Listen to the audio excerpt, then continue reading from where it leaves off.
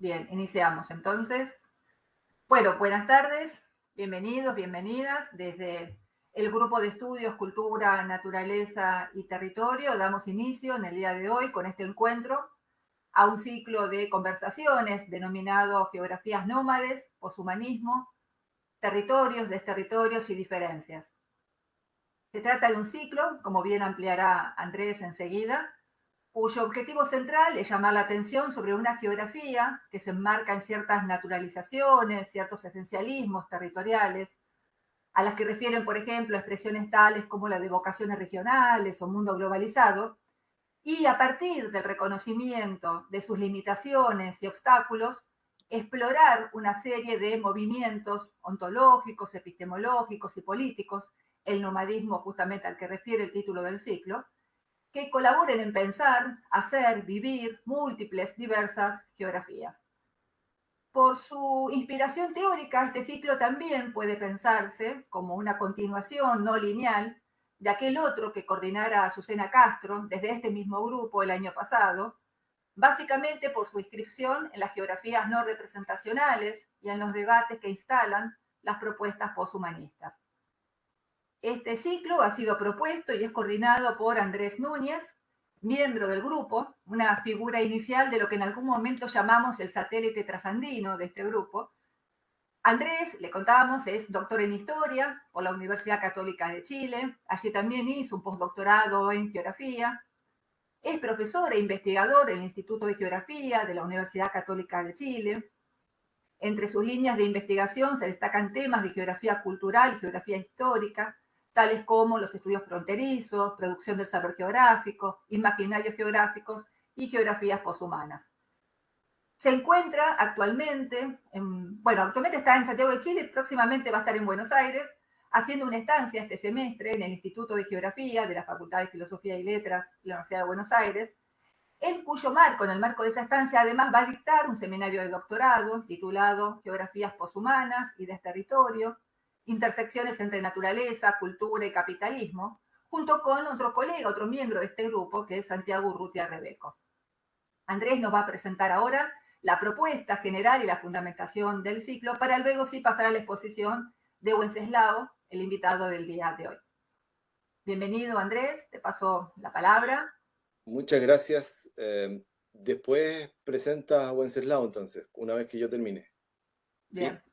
Bien. Bueno, muchas gracias. Un par de cosas, o una al menos. Aparezco como nómade ahí, pero no es una provocación, es solo que como la contraseña era nómade en algún correo, yo pensé que había que colocarla y quedé como nómade. Así que, pero es paradójico esto, porque, bueno, voy a compartir la presentación. Ya me dicen si se ve o no se ve. Me parece que ahí sí. ¿Se ve? ¿Sí?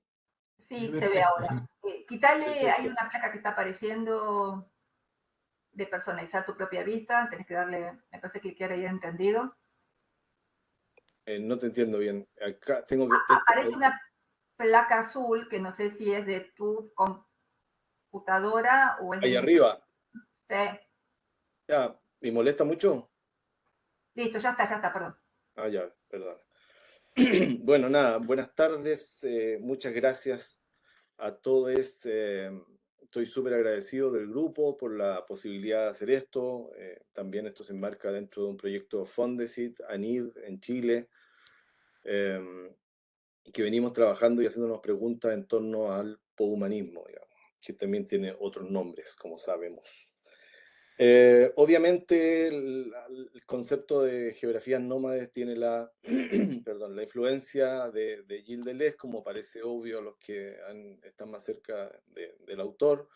Él tiene un capítulo entero en el libro Mil Mesetas dedicado al nomadismo, y no ha parecido que es un concepto muy atractivo como para pensar en torno a la geografía, digamos. También decir, antes de iniciar, que algunas personas me dijeron si esto tenía que ver con migración, y la verdad es que no tiene que ver con migración. Es verdad que el título o el concepto de geografías nómades puede confundirse con migración, pero el propio Gilles Deleuze lo aclara, digamos. el migrante le interesa el punto A al punto B, en cambio al nómade le interesa el viaje en sí mismo, digamos. Sí que ahí, bueno, podrían haber obviamente mayor profundidad en la diferencia, pero para que quede claro, no tiene que ver con migración. Yo voy a hacer una breve introducción que también es una búsqueda, no es una... Porque haciendo esta presentación yo mismo me hice preguntas que no tengo resueltas, pero espero que quede más o menos claro cuál es la idea de fondo de comenzar a hablar. Esperamos con, bueno, agradezco también la presencia de Santiago Urrutia, que es mi socio también en esto del viaje del poshumanismo. Empezar a hablar de geografías nómades sería, creemos, una buena cosa. Uy, no puedo mover esto. Ahí sí. Bien, va a sonar un poco teórico tal vez, pero bueno, nada, es lo que me salió de esta presentación. Como contraposición a geografías nómades, he pensado, o podría uno pensar en geografías sedentarias, digamos. Y las geografías sedentarias las entendemos como geografías de las imágenes. Aquí las imágenes son súper importantes en las geografías nómades y en las geografías sedentarias, digamos. Entonces, esta página inicial, esta lámina inicial tiene por idea, digamos, tratar de dar algunas, valga la redundancia, ideas sobre la geografía sedentaria, digamos. Primero que nada, entender que la imagen no es solo visual, es algo que ya está muy trabajado, digamos, pero es importante entender que la imagen es política, y es una política mayor, ni siquiera es una política menor, podría ser. Tanto así que el propio Gilles Deleuze dice que incluso le dice a un alumno en un momento, le dice, tú eres una imagen, digamos. Entonces, todo se construye y se produce a partir de imágenes. Eh, Por lo tanto, las geografías sedentarias, en oposición a las geografías nómades, lo que harían serían fijar y conservar determinadas imágenes geográficas. Desde ese punto de vista están entrelazadas con el Estado y el capital, que vendrían a ser las grandes máquinas de sedentarización al producir territorio. Esta es una idea importante, me parece a mí, porque yo voy a terminar con la idea de desterritorialización. Entonces, me parece que el Estado y el capital, en ese sentido, estabilizan la imagen. Lo que buscan es producir territorios que en el fondo vienen a ser imágenes fijas, estables, sólidas, en cierto modo, como toda imagen, digamos.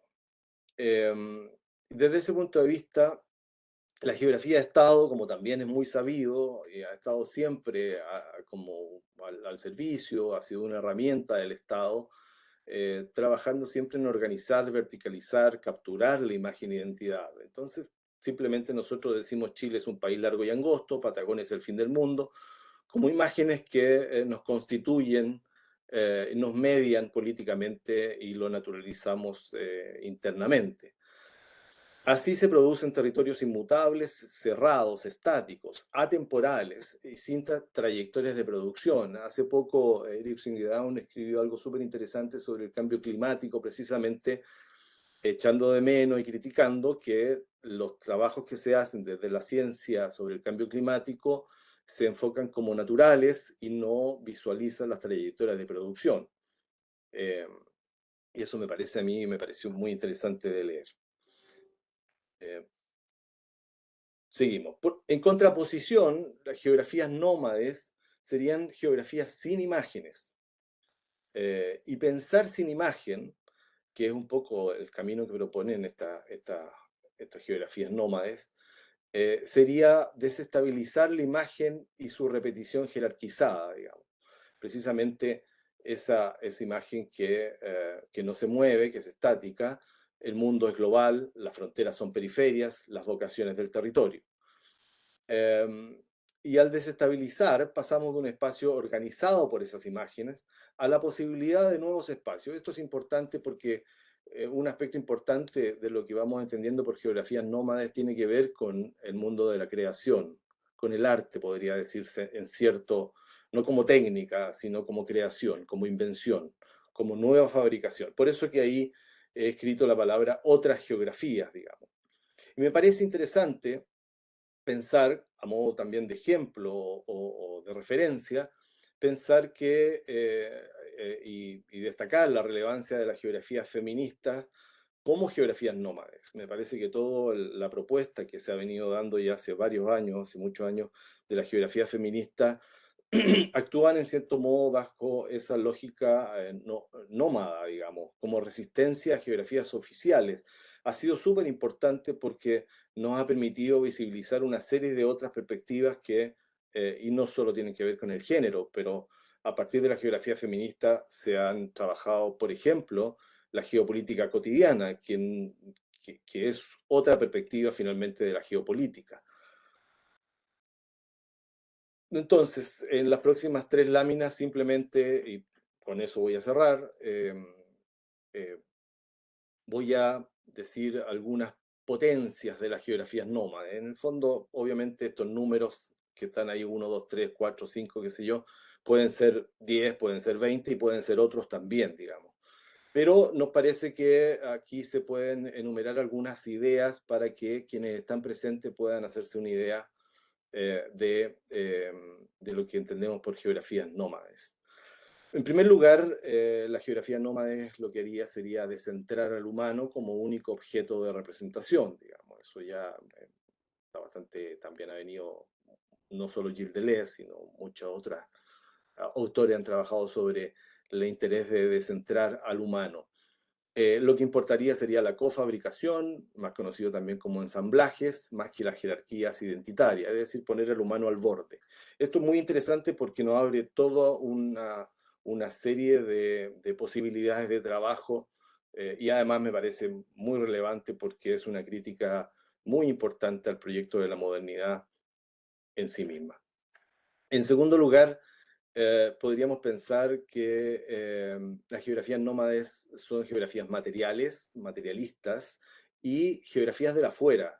También me parece que este es un aspecto súper importante porque más bien no tienen que ver con las lógicas de esa imagen que jerarquiza y estabiliza, que vendrían a ser unas geografías del interior, en cierto modo. Esos mundos que quieren quedarse como esencia más bien son del interior. En cambio, la propuesta es pensar desde el afuera, desde la contingencia. Me parece que esa puede ser una palabra que explica bien la relación de exterioridad de las geografías nómades. En tercer lugar, las geografías nómades nos invitan a trabajar un espacio abierto, no cerrado, no organizado verticalmente, es decir, movernos en la multidimensionalidad, en la diferencia y en el cambio, en la metamorfosis.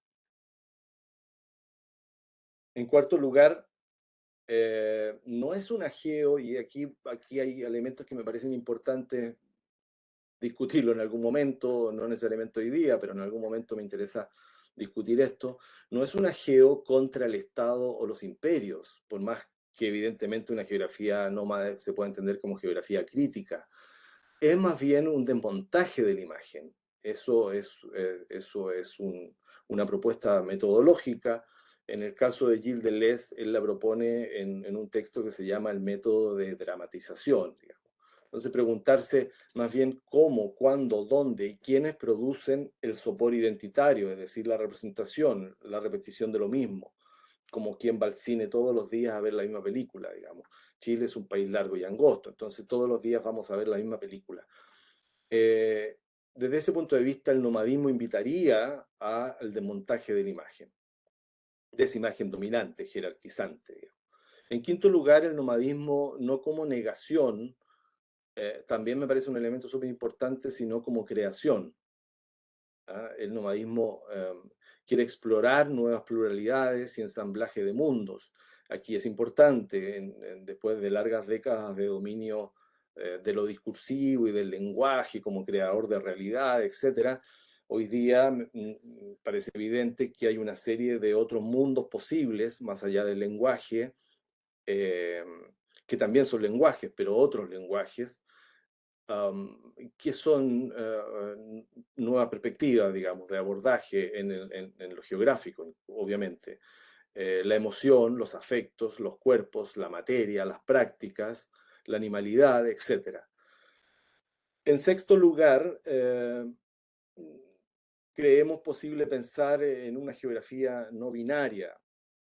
Eh, y aquí hay un tema que, bueno, no es tan fácil tal vez de absorber esto, pero no es el poder de los opuestos. Y aquí puse unos ejemplos a ver si se entiende, digamos, del integrado versus aislado, o del norte versus el sur, o sur versus el norte.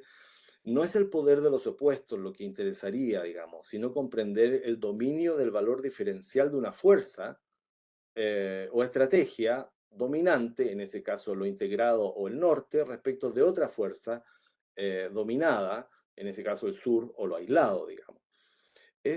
No deja de ser tan complejo como interesante entender esto, porque en cierto modo, si nos movemos en el ámbito de las estrategias y de las relaciones de fuerza, en relación a la oposición de uno con otro, el sur querría ser como el norte, es decir, establecer una estrategia de dominio para dominar al norte, o lo aislado, dominar a lo integrado, en cierto modo. Entonces, aquí hay un tema, y con esto voy cerrando, digamos, esta es la última lámina, que las geografías nómades deberían pensarse como desterritorialización, y tiene que ver con lo que recién dije. Y en este caso, pensar la desterritorialización como creación.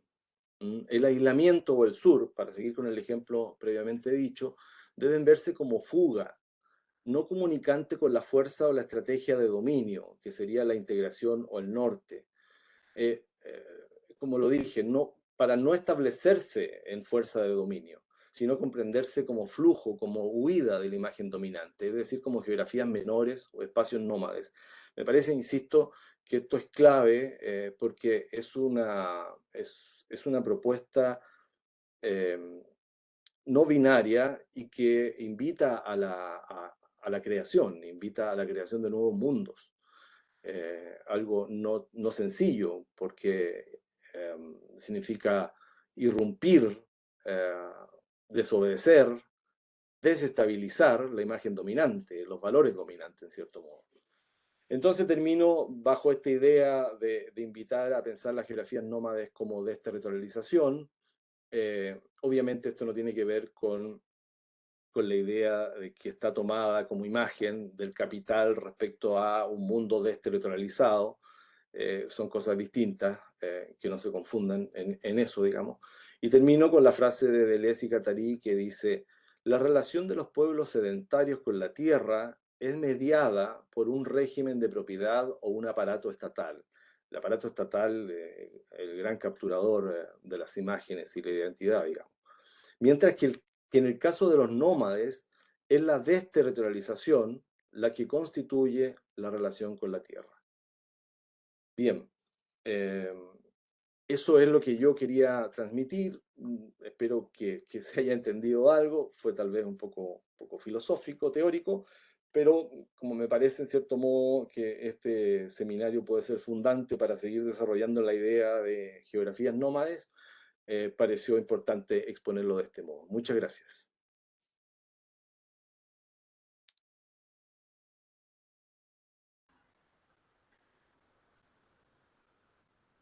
Gracias, Andrés. Invitamos entonces a Wenceslao.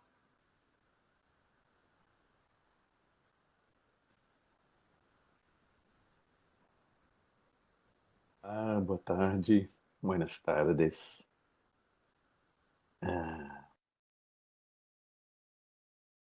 Eu vou falar em português, primeiro porque me parece interessante que haja algum tipo de turbulência na linguagem, e segundo porque meu castelhano ainda não me deixa seguro para falar nessa língua. Mas eu tive a ajuda da Verônica para traduzir, me auxiliar a tradução do texto que eu vou ler e que eu vou projetar num PowerPoint. Está em castelhano. Mas antes eu gostaria de agradecer imensamente esse convite para estar aqui hoje conversando com vocês, às vésperas a chegar a Buenos Aires e a UBA para iniciar uma segunda parte de um pós-doutorado neste mesmo grupo que está promovendo esse ciclo. Então, para mim, acabou que o adiamento do ciclo me beneficiou muito. Então, porque eu tenho a possibilidade de estar aí para conversar sobre as próximas falas, tomando um vinho argentino, por suposto. Então, vou compartilhar a tela.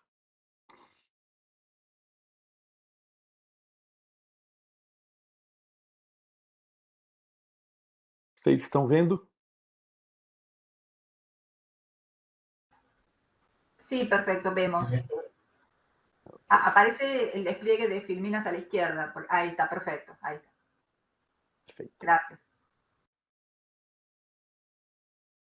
Não. Vou colocar um cronômetro para não me alongar demais.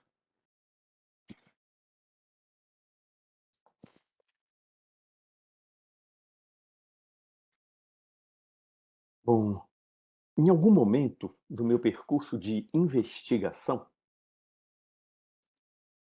me vi bastante descrente. Vocês estão vendo tudo ou tem alguma coisa que impede? Porque na minha tela tem um quadro à direita. Na de vocês está limpa. Está limpia, estamos viendo la Filmina. Perfecto, sí. Maravilha. Então, retornando. Em algum momento de meu percurso de investigação, me vi bastante descrente em nossa capacidade humana, racional, ocidental, de pensar nossos problemas e principalmente de pensar outros problemas do que vivemos. Não sei dizer como essa descrença, esse desassossego, me tomou, mas é certo que ele emergiu em meio às questões da educação contemporânea, uma vez que meu trabalho diário se faz como professor de cursos que formam professores, maestros. É certo também que emergiu dos estudos e experimentações com imagens que desenvolvemos no Laboratório de Estudos Audiovisuais, Olho, da Faculdade de Educação da Unicamp, Universidade Estadual de Campinas, e na rede de pesquisa Imagens, Geografias e Educação, que reúne pesquisadores de várias universidades brasileiras e algumas, infelizmente poucas, universidades de fora do Brasil, como a Universidade Córdoba, na Colômbia, a Universidade del Centro de la Província de Buenos Aires e a Universidade de Buenos Aires, na Argentina.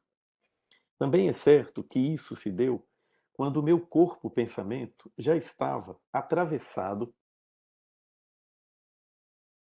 por alguns anos de leituras e conversas a partir dos conceitos da filosofia da diferença, especialmente a partir dos escritos de Gilles Deleuze e Félix Guattari, bem como alguns escritos esparsos da filosofia dos afetos de Spinoza e do perspectivismo ameríndio de Eduardo Viveiros de Castro, e também, e muito importante, de muitos anos lendo escritores e escritoras, entre eles o, em português, Jorge Luiz Borges, que me encanta muito, que me colocavam diante de mim mesmo e dos demais humanos como criaturas muito mais complexas do que o sujeito histórico marxista que eu sonhava ser algum dia, consciente de tudo o que se passa ao meu redor.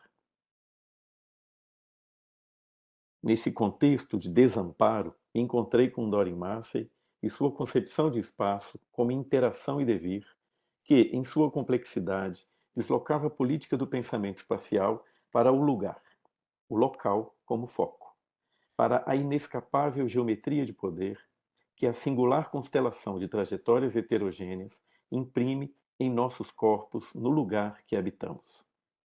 Traduzi toda a beleza e intensidade do pensamento desta autora no seguinte: interessa o aqui agora. Qualquer escape disso, por exemplo, com o sonho do desenvolvimento, é perder a atenção para o que se passa no entorno para tentar fazer esse lugar funcionar para, um dia, quem sabe, avançar na linha da história única do desenvolvimento, seja capitalista ou comunista, impedindo que nossos corpos estejam abertos para as singularidades que se efetivam no aqui e agora, e sejam elas, estas singularidades, a nos indicarem os melhores gestos e projetos para extrair deste aqui e agora, deste entorno, deste lugar, uma vida mais justa e interessante para a maioria dos seres viventes. Uma vez, para essa geógrafa, que me devolveu a alegria da geografia, essas singularidades dos lugares estavam fortemente vinculadas às trajetórias não humanas. Foi neste turbilhão que me encontrei alguns anos depois com dois autores que sustentaram o projeto de experimentação de cinema em duas escolas infantis, onde as geografias giratórias emergiram nas filmagens para então serem pensadas como gestos provenientes do agir de espécie fora de si mesmo, ou, dito de outra maneira, nos termos de um destes autores que é a base desse meu pensamento, Fernand Deligny, gestos para nada, realizados fora de qualquer projeto pensado, fora de qualquer querer, acionados por algo do lugar, por alguma singular conexão entre, por exemplo, uma pedra e um corpo humano, sem que qualquer significação tenha atuado ali. Estes dois autores são César Migliorin e Fernand Deligny. César Migliorin é o cineasta que esteve à frente do projeto Inventar com a Diferença, Cinema, Educação e Direitos Humanos, para o qual foram produzidos os Cadernos do Inventar, um material didático composto de dispositivos de criação de imagens e sons, estratégias para se produzir encontros do cinema com o mundo ao redor, escapando ao domínio do espontâneo, ao criar regras fixas para cada dispositivo, de modo a evitar que quem filme ou grave sons repita os gestos que a cultura audiovisual passiva, ou seja, o território sedentário do audiovisual, nos termos do que o Andrés apresentou agora há pouco. Então, a cultura audiovisual massiva nos ensinou. E, com isso, ao exigir o desvio de um tido como espontâneo, force os corpos com câmeras nas mãos tenham um outro tipo de atenção ao entorno, ao invés de simplesmente usarem as câmeras para realizar seus projetos de filmagem, que são projetos de produção de sentidos fixos, de produção de discursos através das imagens, onde as coisas filmadas, pedras, corpos ou o que seja, tendem a se apagar ao serem submetidas ao discurso. Eu poderia falar horas sobre isso, sobre essa pedagogia do dispositivo, uma vez que minha primeira parte do pós-doutorado que realizo este ano foi exatamente sob supervisão do César Migliorin, junto ao grupo de pesquisa que ele coordena na Universidade Federal Fluminense, o CUMAN, onde os estudos e experimentações com a pedagogia dos dispositivos se derivaram para práticas cinematográficas de criação de grupo associadas a práticas de cuidado. O importante para essa conversa de hoje é dizer que as experimentações com cinema que realizamos nas escolas infantis, onde as geografias giratórias emergiram, foram, em grande medida, tributárias deste modo de fazer cinema através de dispositivos de criação que buscam justamente fazer fugir o nosso modo habitual de filmar. Fernand Deligny foi um pensador da vida dos desadaptados, tendo realizado tentativas institucionais com crianças com dificuldades de aprendizado, jovens delinquentes e doentes mentais, antes de dedicar-se aos autistas profundos, mutistas, os quais não têm qualquer relação com a linguagem, com os quais Fernand Deligny passou a viver em lugares isolados no campo, onde constituía o que chamava de áreas de estar, para a convivência, portanto, um lugar, um habitat, para a convivência entre os autistas e as presenças próximas. Seriam, então, essas presenças próximas, adultos que decidiam ir para lá conviver com estes seres humanos completamente desadaptados de um mundo onde a linguagem é que nos torna humanos. A Sandra Toledo, uma pesquisadora da obra do Deligny, diz que, ao tudo é linguagem, Fernand Deligny opõe um topos, um meio, onde a especificidade das coisas e as referências espaciais substituem o signo. Nesta convivência e na busca de entendimento destes mutistas, Deligny e seus colaboradores se utilizaram de muitas linguagens. A mais famosa delas foi a cartografia, mas ele também realizou filmagens e filmes, fotografias, desenhos e a escrita, escrevendo milhares de páginas. Aqui tem alguns slides com as cartografias que o Deligny realizou dos autistas, do movimento dos autistas, em grande medida porque ele entendia que essa relação, essas cartografias davam expressão para aquilo que os corpos dos autistas diziam, ou seja, o movimento no território é a linguagem desses autistas, seria o equivalente à linguagem desses autistas, o mais próximo, talvez. Bom, o pensamento deste autor, Fernand Deligny, me atravessa em praticamente todas as minhas investigações e projetos desde que me encontrei, por acaso, com um de seus livros, chamado Vagabundos Eficazes, em um sebo de Madrid. Era o ano de 2015 e até então havia lido somente um belíssimo texto do filósofo Peter Paul Pelbart, intitulado Linhas Erráticas, publicado em seu livro O Avesso do Niilismo. Neste texto, este filósofo expõe as principais linhas de pensamento de Deligny, entre elas a que articula seu último livro, O Aracniano, se não me engano, está publicado em espanhol como Arácnio, em que propõe pensar os humanos a partir das redes que nos capturam e dos afetos e afecções que o entorno espacial produz em nossos corpos. Mas ler um livro inteiro e depois 2, 3, 4 livros de Deligny é entrar em contato com a força e a poesia de suas palavras. E foi definitivo para que eu tomasse esse autor para tentar me desviar do humano que somos, como ele mesmo se refere ao modo como nos tornamos humanos através da linguagem e de seus produtos, através do nosso querer, que me afasta dos nossos gestos de exposição ao território, ao entorno, ao aqui e agora. Mas é realmente preciso entender que essa origem antiga, e é uma origem antiga dos gestos que compõem os nossos corpos, por mais fóssil que seja, persiste na origem de cada um dos nossos gestos de agora, fossilizada. Naquele sentido de enterrada sob as camadas sedimentares daquilo que o homem pôde querer e querer vir a ser, considerando-se seu próprio projeto, ávido de ter o que pode querer e de querer o que pode ter. Essas são palavras do Fernand Deligny.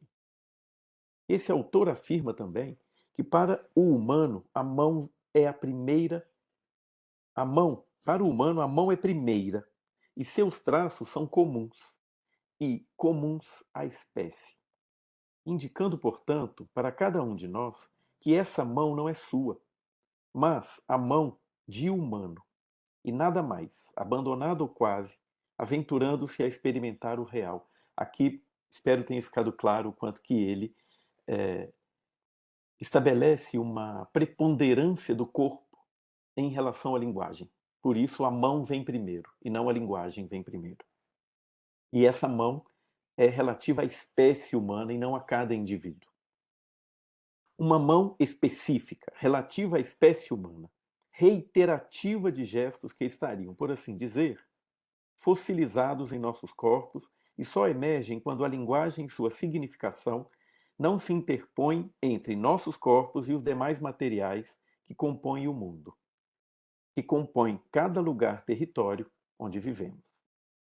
A exemplo do que fez Virgílio com Dante no Inferno, Deligny tem sido meu guia para tentar me desvencilhar dos conceitos ocidentais, inclusive os da filosofia da diferença, para caminhar ao encontro de outros funcionamentos do pensamento, como aqueles propostos pelas epistemologias indígenas, para as quais tudo é vivo. Tudo nos afeta, tudo nos constitui. Daí a central importância do território e do corpo para pensadores como Ailton Krenak e Davi Copenau, da etnia Yanomami, os dois autores, pensadores, que me propus estudar mais detidamente nesta segunda parte do pós-doutorado, que se inicia agora na UBA, sob supervisão da Verônica Roma. Pura pretensão, eu diria, pois meu corpo já está, talvez, por demais enraizado nas belezas das filosofias ocidentais.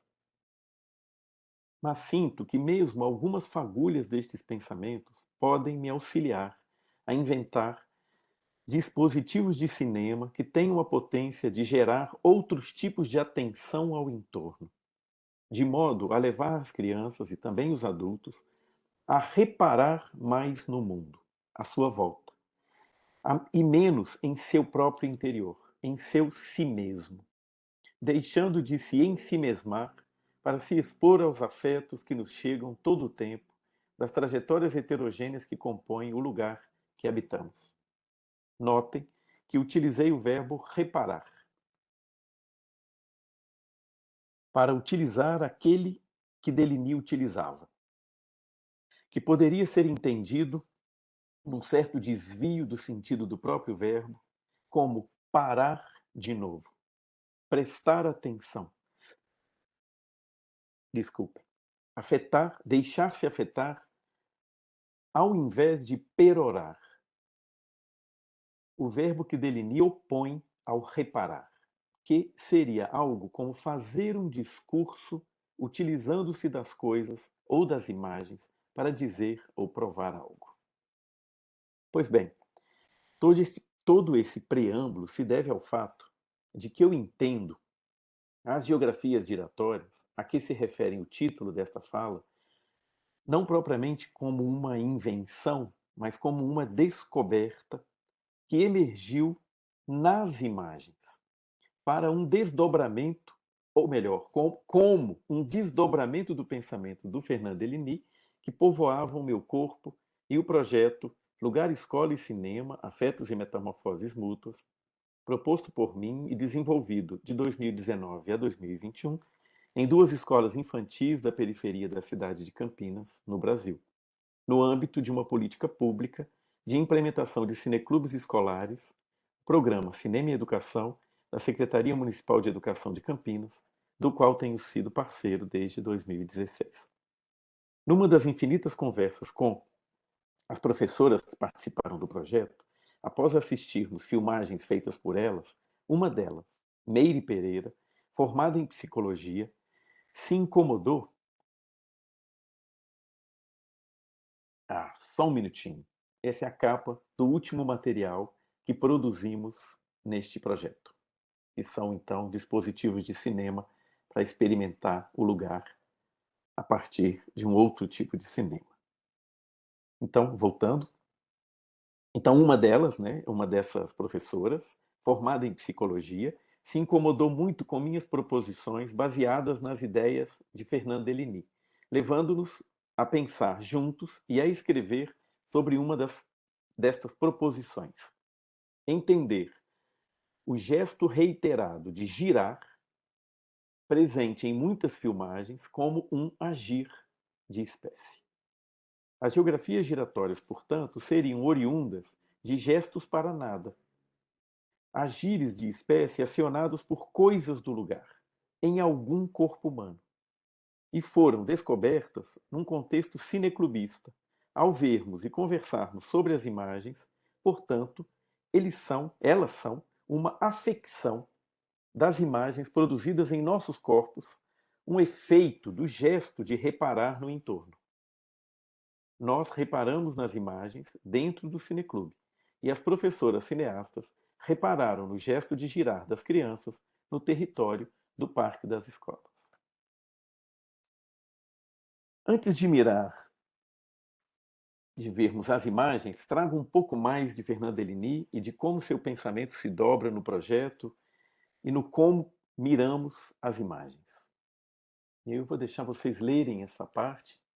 Eu não traduzi para o português, eu li direto no espanhol e tá aí.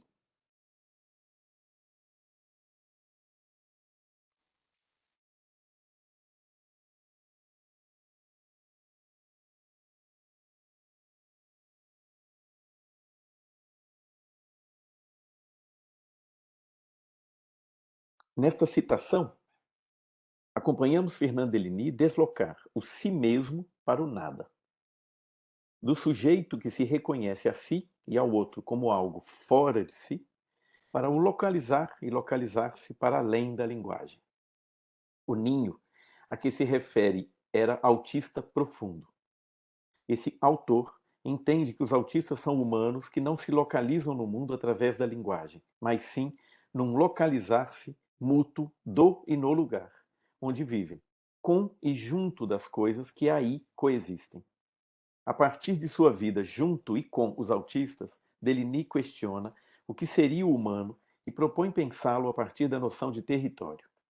Seria no estar aí que se daria o verdadeiro da vida de cada homem, cada mulher, mas não necessariamente do tido como humano. Lembrando que o tido como humano é aquilo que é constituído via linguagem. Mas como escapar da linguagem para poder estar aí, entregue ao topos? O próprio Deligny escreveu que para nós que vivemos sob o signo linguístico, não é possível apenas agir sem projeto. Seria preciso, portanto, encontrar maneiras de criar instabilidades, rupturas que façam ruir ou oscilar a linguagem que sustenta um gesto. É aí onde entram os dispositivos de criação de imagens e sons propostos pelo projeto Inventar com a Diferença e sua pedagogia dos dispositivos. É aí onde entra também a escolha de escolas de educação infantil como lugares privilegiados para esse tipo de investigação, uma vez que as crianças pequenas possuem pouca inserção no mundo criado pela linguagem, estando, portanto, mais afeitas aos afetos e afecções do entorno territorial.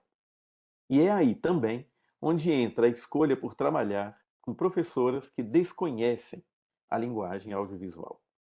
O projeto Lugar, Escola e Cinema, Afetos e Metamorfoses Mútuas, toma a chegada de um outro modo de fazer cinema na escola como um momento de perda de linguagem audiovisual, cinematográfica, pelos professores, uma vez que as experimentações com cinema visam, sobretudo, provocar impossibilidades deles filmarem como habitualmente fariam, lançando-os em um não saber, onde a falta é exatamente aquilo que os força a criar imagens e sons para nada, através de tentativas.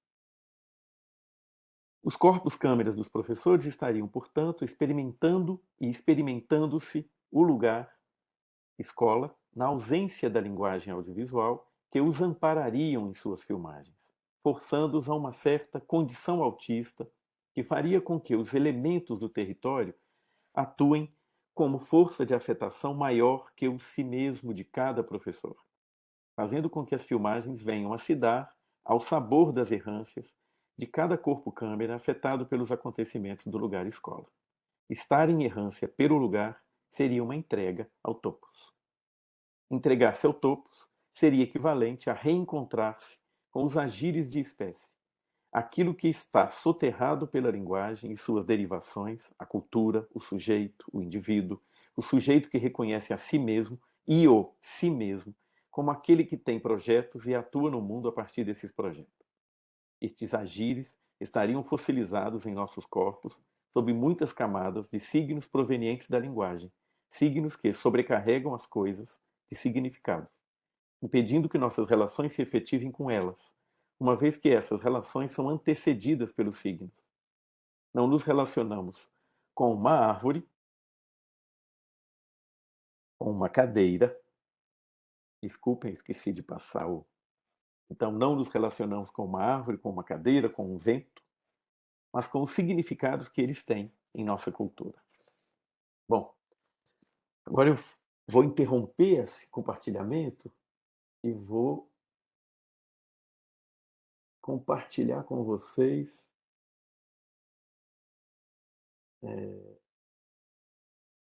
epa, deixar aqui. Quero compartilhar com vocês não mais o PowerPoint, mas a minha tela. Vocês estão vendo?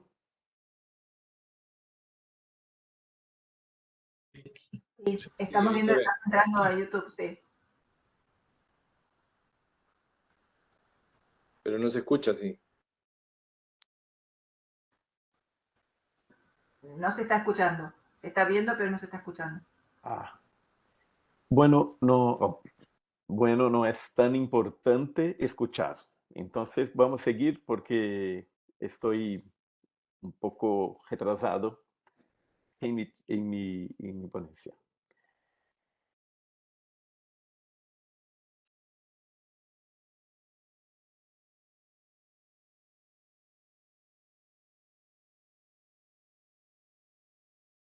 La niña está hablando, el mundo está girando, todos cierren los ojos.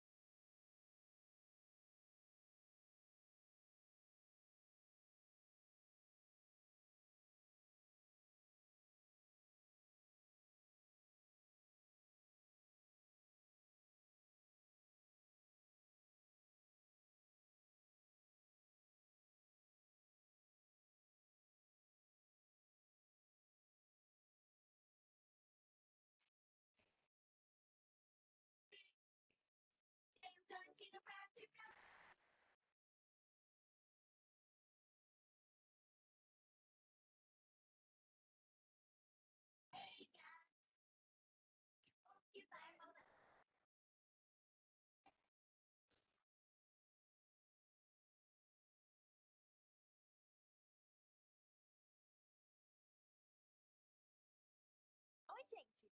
Eu e o Benji estamos fazendo. Você quer ver? Bom, mas antes de fazer qualquer coisa, como diz a seriata, segurança antes da pizza. Agora estamos prontos. Beleza. Vamos ver.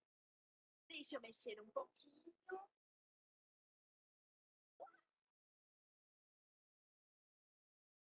Exatamente como eu esperava. Verde com listras azuis e listras brancas. Isso não é demais? Lembra um pouco pasta de dente, você não acha? Isso é o que eu chamo de uma reação maravilhosa. Ei, você ouviu isso? É entrega pra casa mágica. Vem logo, vamos ver o que é.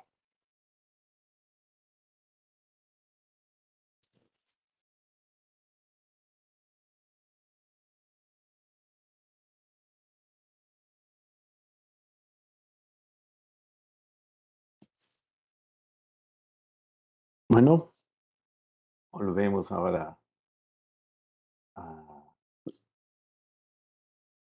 Não, preferi não passar uma das 4 películas para a gente seguir.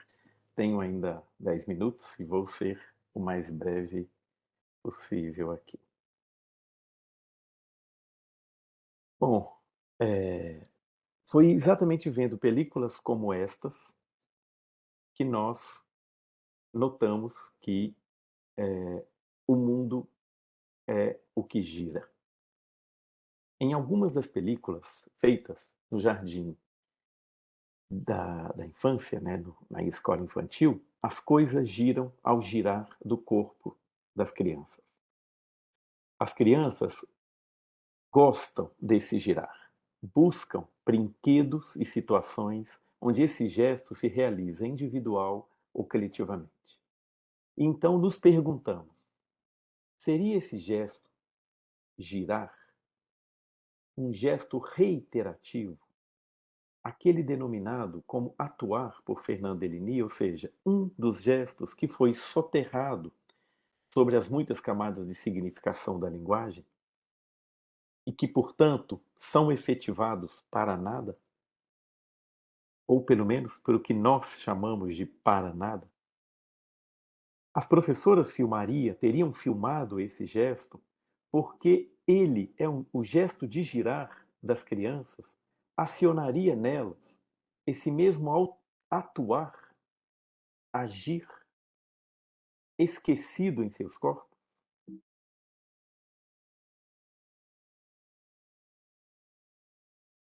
O efeito do giro, do que se produz, não se produz só nos corpos, e sim sobre todo o espaço que nos rodeia, considerando que no cinema, tanto o quadro, o que estamos vendo, quanto o entorno, o extracampo, é de alguma forma visto e sentido pelos espectadores. O espaço ao redor, não só das crianças que giravam, quando fizeram as películas, mas também, sobretudo, o espaço ao redor de todos os espectadores dessas películas, que sofrem um ligeiro mareamento. Tudo gira ao nosso redor. Um ligeiro estranhamento, uma espécie de reposicionamento do corpo para assistir às películas. E essas películas, então, eles têm o poder de deslocar o contato com as imagens dos olhos e dos ouvidos para todo o corpo, pois as sensações que provocam nos espectadores se desdobram do giro visto com os olhos em nossos corpos, fazendo com que nossos corpos, de alguma forma, girem, atuando como externalidades espaciais, fílmicas, que se convertem em internalidades subjetivas. Precisamente quando não só os olhos e os ouvidos são ativados pelo cinema, é que nos perguntamos: que é esse espaço que emerge do encontro entre corpo e imagem? Isto desloca a experiência cinematográfica da esfera do visível para a esfera do sensível, muitas vezes invisível e inaudível. Estas imagens que giram põem em fuga o sistema ver-ouvir criado pela linguagem do cinema, que paralisa o nosso corpo, de modo a que esse corpo não sofra o impacto das imagens, e sim, não o corpo todo, mas somente ouvidos e olhos. Ou seja, a estrutura do cinema, da linguagem cinematográfica, é que paralisou o corpo e cria o corpo para assistir aos filmes. E estas películas, de alguma forma, voltam a colocar o nosso corpo frente às imagens, e não só olhos e ouvidos. Que outras grafias do espaço se insinuariam ali? Decidimos chamar esse espaço, que emerge dessas películas, de geografias giratórias, para ressaltar a principal característica do espaço que emerge frente a nós, ao produzir sensações que fazem oscilar as dimensões do espaço habitual. Por espaço habitual entendemos aquele que nossos corpos estão, em que nossos corpos estão estáticos, ou num movimento, em um ritmo em que nos mantemos tranquilamente a identificação das referências entre um corpo e o solo, entre o horizontal e o vertical, entre acima e abaixo, entre longe e perto, entre uma coisa e outra, disposta em frente a nós próprios, com um corpo ereto no solo. Então, é uma maneira de alguma forma, deslocar esse espaço. Podemos dizer que essas películas estariam em sintonia com um gesto muito intenso de experimentação com o corpo em suas relações com o mundo? E um gesto que pode parecer desencadeado pelo mundo que nos rodeia, pelo próprio lugar, território, pelos materiais e objetos que oferecem às crianças, que podem ser um desencadeador desse gesto de girar o corpo, para fazer girar o mundo. Ou seja, de alguma forma, estamos propondo que as crianças giram o corpo para fazer o mundo girar. Gestos indistintos em seus objetivos. Objetivos que, talvez, estejam mais relacionados ao atuar do que ao fazer, ou seja, algo que emerge no corpo, acionado pelo espaço, do que propriamente com um projeto pensado de fazer algo. E o que é uma coisa interessante que nos pareceu também é que o que se comunica nesse gesto de girar seria, portanto, não o visível da imagem, e nem algo que se quer dizer, mas sim o sensível, o gesto que gera esse visível, que gera essas imagens. Se comunica, portanto, com esse giro, o gesto reiterado da espécie, ou seja, dá visibilidade para esse gesto soterrado, fossilizado pela linguagem. E, portanto, acionando ou tornando mais visível o fato de que humanos são, sobretudo, corpos. As geografias giratórias seriam, então, um tipo de geografia menor, um espaço que se experimenta como um fluir embriagador, vertiginoso em uma de suas múltiplas possibilidades de relacionar-se com os pequenos corpos das crianças, que não interpõem significados em sua experimentação com o lugar escola. Pelo contrário, encontram na heterogeneidade das trajetórias que compõem esse lugar, objetos e materiais que desencadeiam um topos, onde o giro se torna possível, tomando esse gesto, como proveniente do atuar da espécie humana, algo que está em cada corpo, mas só emerge quando é desencadeado pelo encontro que esse corpo tem com o objeto no lugar. Por isso a importância do reparar. Temos que reparar justamente para que haja a possibilidade de que emerjam em nossos corpos esses gestos fossilizados, esse agir da espécie. Nessas películas, portanto, encontramos pistas para pensar o gesto de girar como uma ação desencadeada por certos objetos presentes no parque escolar, assim como também nos dão pistas sobre como o cinema passou a compor com as outras trajetórias do lugar, sendo ele mesmo um disparador de possíveis manifestações desse atuar. Desse atuar específico, que, trazendo um pouco a perspectiva que o Deligny traz do gesto mínimo, mas também do Davi Lapujade, do mínimo gesto, que é esse girar, esse giro traz giro, ou seja, girar, girar, girar, até que o mundo saia do seu eixo e sua geografia se torne giratória. Aqui, então, as referências principais que me levaram a produzir essa conversa com esses filmes e denominá-las geografias giratórias.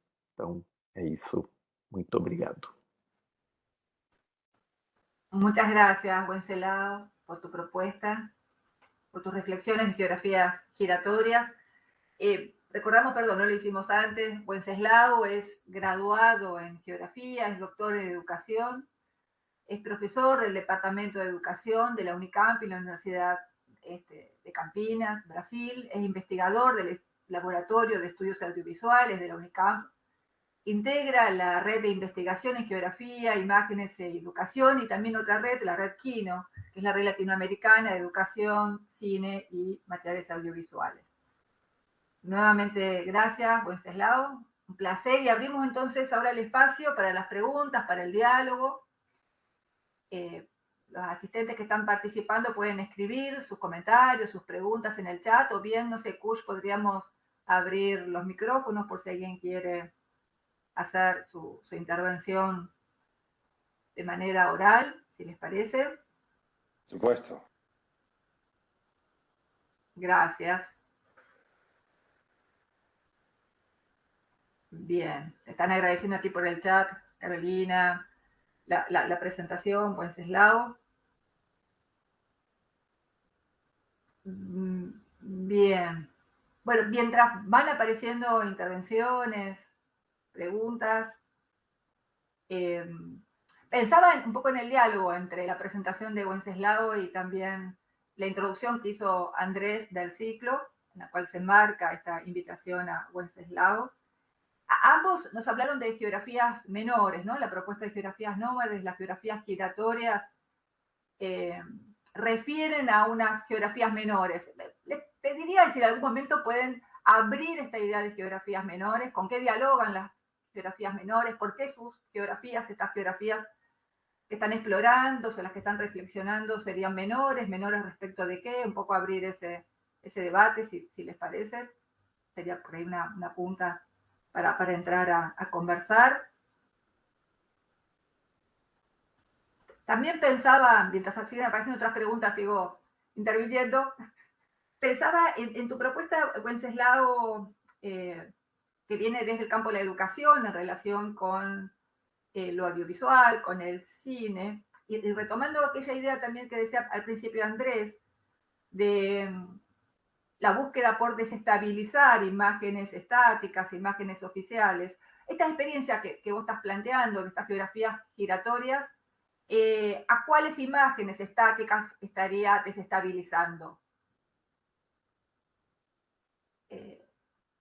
¿A cuáles imágenes oficiales, estáticas, contribuiría tu geografías giratorias a desestabilizar? No sé si hay alguna otra pregunta, si quieren hacemos una ronda, si hay algunas otras intervenciones o comentarios o preguntas, y podemos por ahí sumar algunas y le damos la palabra. Yo tengo una pregunta para... Bien, Verónica. Vences, me gustaría que hables un poco más sobre los dispositivos que usaron para crear esas imágenes. ¿Y por qué esto? Te pregunto porque me imaginaba qué pasaría si fuéramos nosotros adultos a ese parque y nos encontráramos con esos juegos, con esos objetos que invitan a girar. Si giraríamos nosotros, ¿no? Ya que tenemos esa mediación del lenguaje, ¿no? Y entonces, por eso tiene que ver qué dispositivos pensaron y pusieron en marcha ahí para que esos maestros, esos profesores, filmasen esos giros, ¿no? Para que emerjan esas geografías giratorias que nos trajiste acá y que nos contaste. Porque tal vez si fuéramos nosotros, sin esos dispositivos, no giraríamos, no haríamos girar el mundo, ¿no? Entonces, ¿cómo operaron esos dispositivos para hacer girar el mundo? Hay en el chat una pregunta de Pablo. Dice, ¿de qué modo puede haber una superposición entre las geografías nómades, giratorias y los espacios heterotópicos? En la espacialidad del giro, ¿hay una heterotopía posible o se trata de una topología cuya exterioridad reviste otra condición? Alejandra agrega otra pregunta. Dice, ¿se ha aplicado la geografía giratoria en personas adultas? Un poco lo que estaba también comentando o reflexionando de alguna manera Verónica. ¿Y en otros espacios o contextos? Para Wenceslao también. Si le parece, quieren, hay ya unas cuantas preguntas colocadas. Wenceslao, ¿quieres comenzar? Y después Andrés. Andrés, ¿quiere? Sí, pero si quieres darle tú, yo igual obviamente voy a intervenir. O como quieras, si quieres voy yo, pero... Bueno, como la gran mayoría de personas que están acá son hispanohablantes, voy a intentar hablar en portuñol o castellano de Brasil, o sea, algo que no existe. Ya que estamos hablando de nomadismo, voy a nomadizar mi boca para, para hacer, para intentar explicar algo. Bueno, voy a comenzar por la pregunta de Vero y también de Alejandro, que pregunta sobre si las geografías giratorias fueran aplicadas a personas adultas. Es un poco que creo que bastante cercano a la preocupación de Verónica. No, porque estas geografías giratorias, en verdad, es un nombre que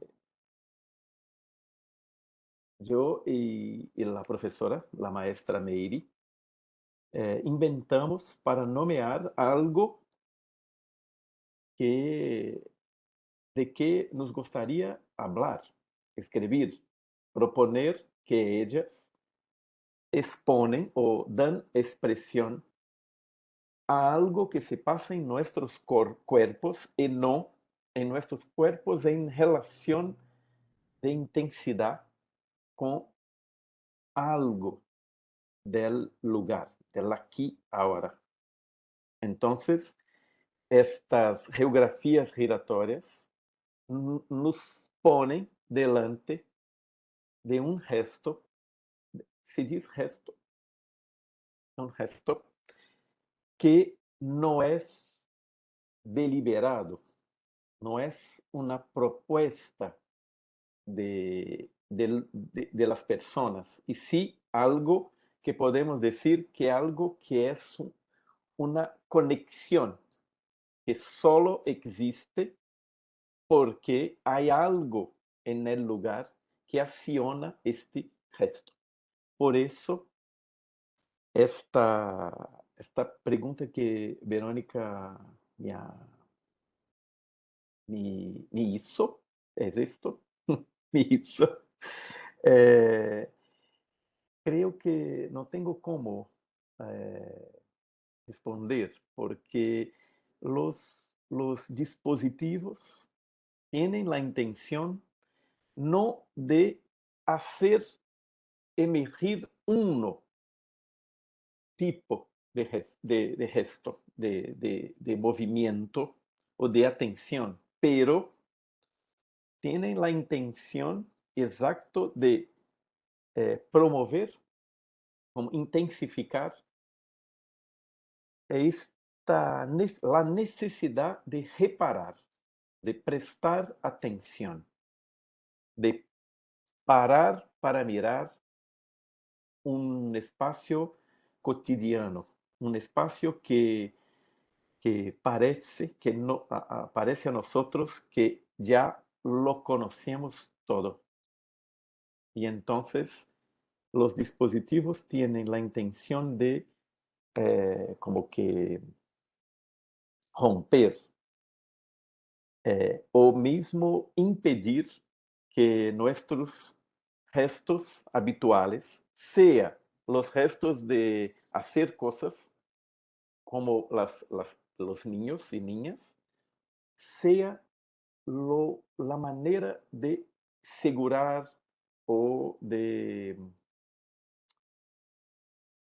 acompanhar, se diz, de acompanhar eh, a algún movimiento de los niños por los maestros, las maestras.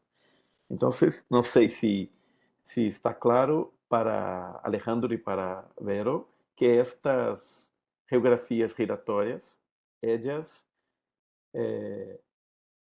no son cosas que podemos proponer, porque ellas emergen solo en situaciones específicas cuando tenemos algo en el aquí y ahora o en el entorno que acciona un cuerpo que está abierto, que está más abierto, por así decir.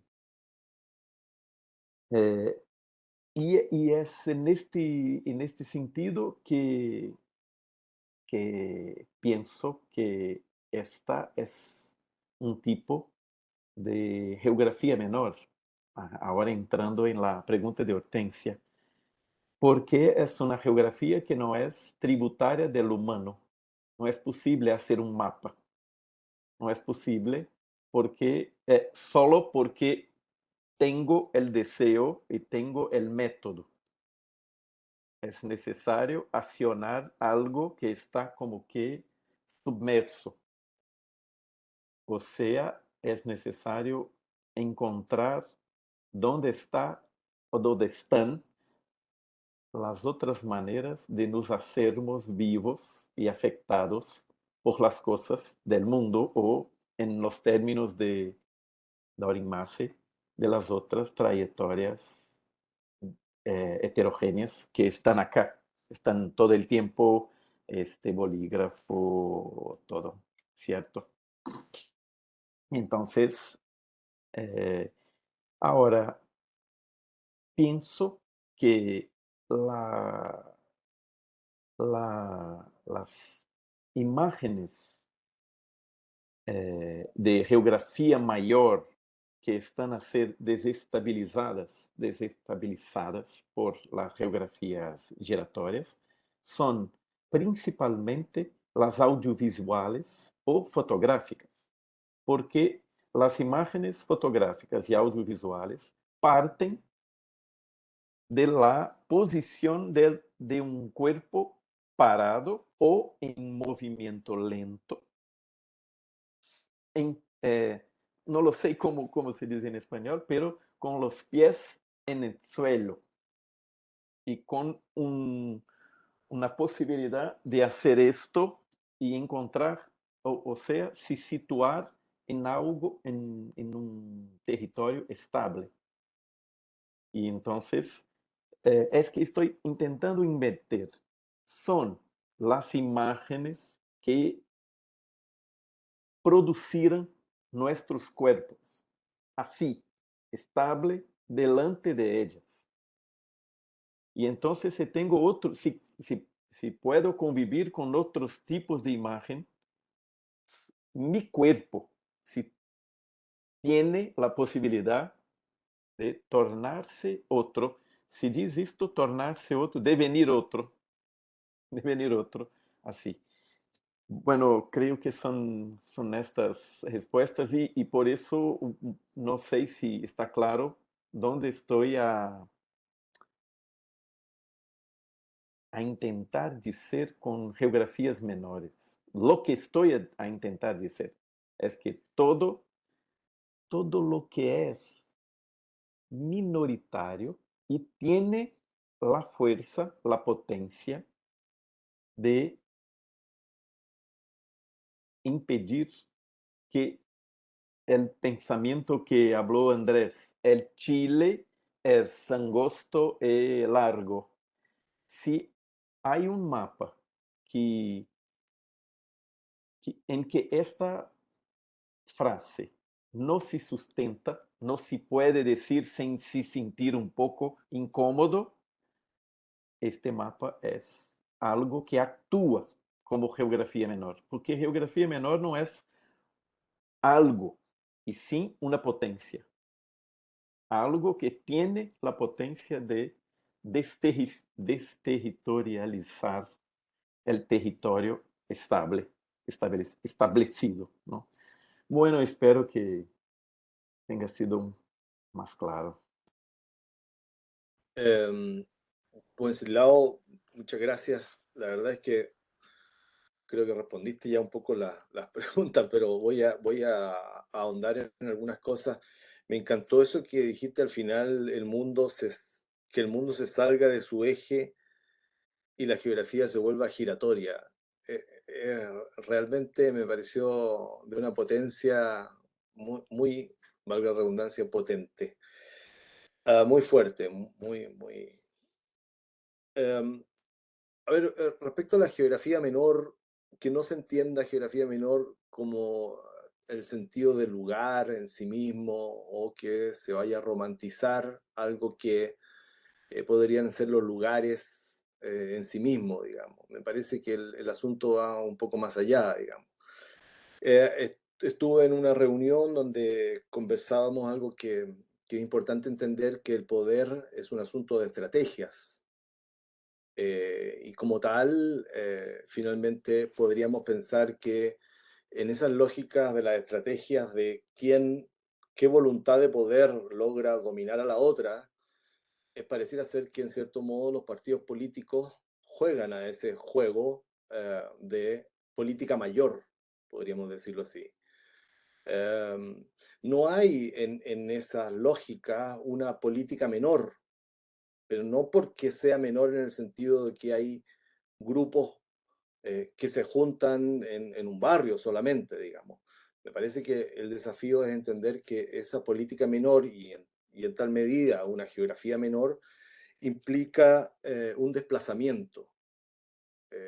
Creo que esa es una palabra clave finalmente de una geografía menor y de una política menor. Un desplazamiento que me gustaría resaltar también algo que dije, que significa desterritorializar. Y por lo tanto significa un acto de creación, un acto de desplazarse de las imágenes jerarquizadas y, bueno, no podemos pensar fuera de la imagen, eso es real, digamos, no podemos nunca pensar fuera de la imagen, pero podemos inventar imágenes nuevas, podemos establecer nuevas relaciones, nuevas maneras de comprender el mundo, digamos. Entonces, yo creo que desde ese punto de vista, las geografías menores son también geografías de la afuera, geografías de entender que no tenemos por qué establecernos en relación a esas imágenes dominantes y podemos desplazarnos produciendo nuevas geografías, nuevos espacios, nuevos territorios finalmente, pero apuntando siempre como el nómade a no quedarse en el punto B, sino a seguir girando y movilizándose en cierto modo. Y me parece que desde ese punto de vista, la obra de Deleuze, en este caso, y Guattari, con Foucault, con Michel Foucault, dialogan. He visto o he creído ver constantemente que efectivamente la geografía menor es una heterotopía, digamos. El hermoso texto de Foucault, las imágenes dominantes, las imágenes jerarquizadas, vendrían a ser las utopías que plantea Michel Foucault en el libro de las heterotopías, digamos. Entonces, ese espacio sin espacio en el fondo, esa imagen que todo lo domina, cuando se baja a la tierra, se llega y se ve la diferencia, y se ve la heterogeneidad, y se ve la multidimensionalidad, etc. Y desde ese punto de vista surgen geografías menores. Creo que, bueno, eso es lo que me parece que podría yo comentar y respecto a lo que se plantea acá. Gracias, Gracias. André, porque yo tengo casi ningún conocimiento de obra de Foucault y no tenía cómo contestar a Pablo. Heterotopía. Entonces, yo comprendo lo que es, pero no tenía cómo hacer conexiones entre estos dos conceptos.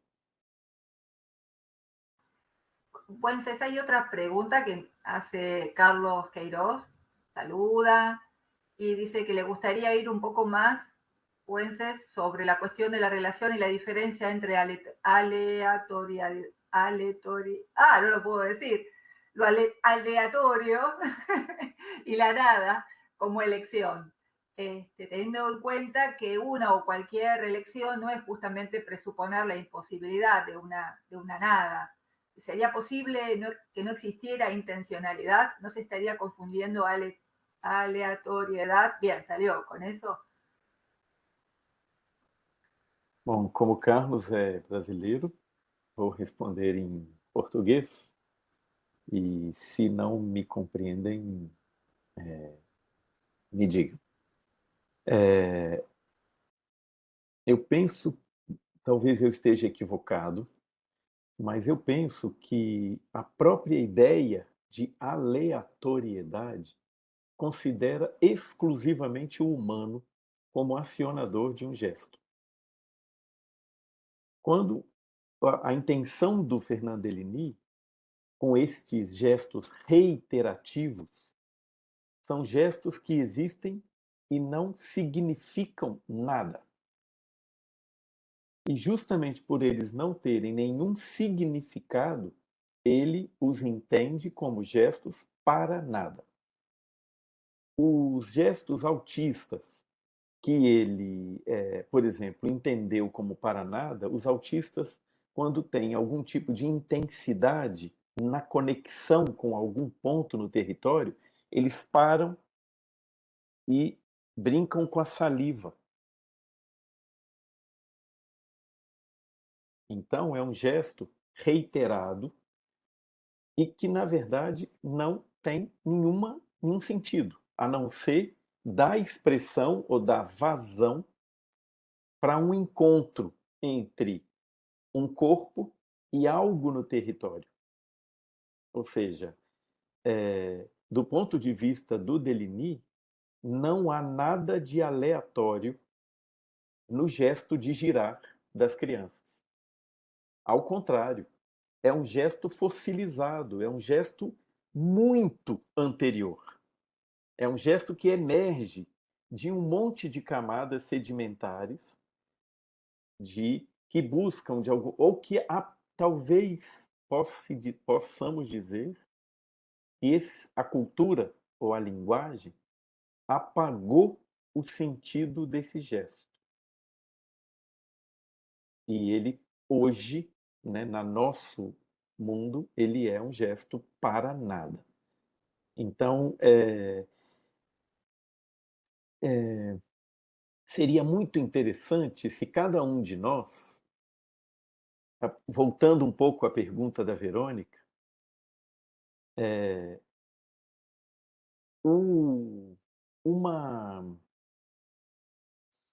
um dos dispositivos de cinema que nós utilizamos é filmar de baixo para cima. E isso exige que nós mudemos o nosso corpo. A gente tem que, então, tanto quando eu vou fazer uma filmagem, eu às vezes tenho que agachar, tenho que deitar no solo para poder realizar a filmagem. E isso desestabiliza o nosso modo habitual de agir no mundo. E talvez algo que esteja no entorno faça com que, no movimento de deitar para filmar, a gente realize, por exemplo, um movimento de ombro ou um gesto com os pés que não tem nenhum sentido, ou seja, ele é para nada, mas, no entanto, foi acionado por aquele objeto, por aquele material do mundo. Então, Carlos, eu entendo que são duas chaves de pensamento muito distintas, e uma delas considera que todo gesto é acionado por alguma conexão. Inclusive esse meu aqui, ó. Eu estou falando com vocês e eu vou chegando perto, ficando longe.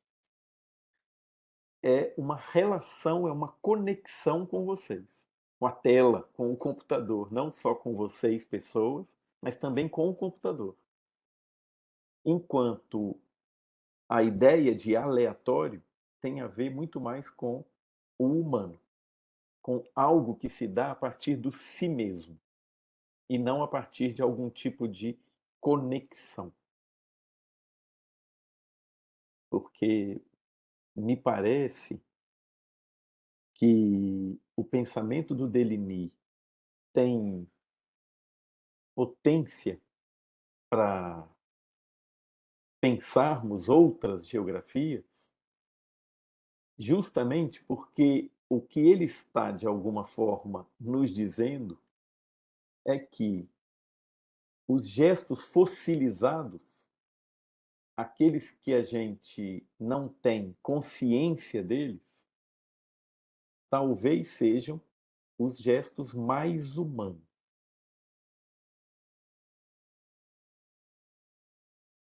Justamente porque estão em direta conexão com o território e, portanto, estão manifestando que tudo no território é vivo. E justamente por isso nos afeta. Tudo é vivo, porque nos afeta.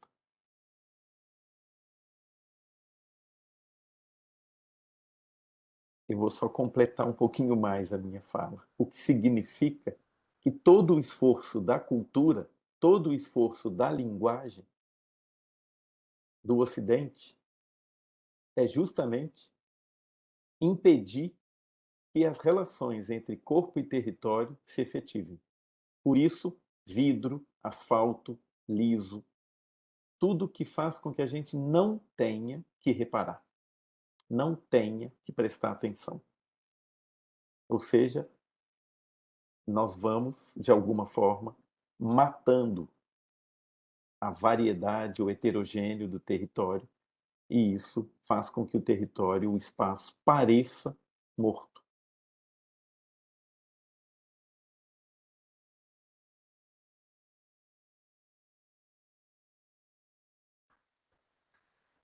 Gracias, Vences. ¿Alguna otra intervención, comentario, pregunta?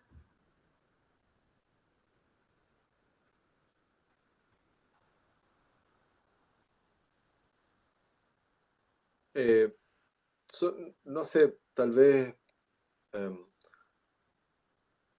o sea, redondear una sola cosa que dije respecto a la política menor, en realidad, que tenía que ver con qué tipo de política, y eso es válido desde mi punto de vista para la geografía menor, digamos, qué tipo de política podemos llegar a hacer en un país sin instalarnos en la política mayor, digamos. Entonces pensaba que hay ciertos movimientos sociales que desplazan finalmente esas lógicas estratégicas por alcanzar el poder y finalmente desplazan la mirada, digamos, y inventan nuevos mundos de vida y modos de vivir, y etc.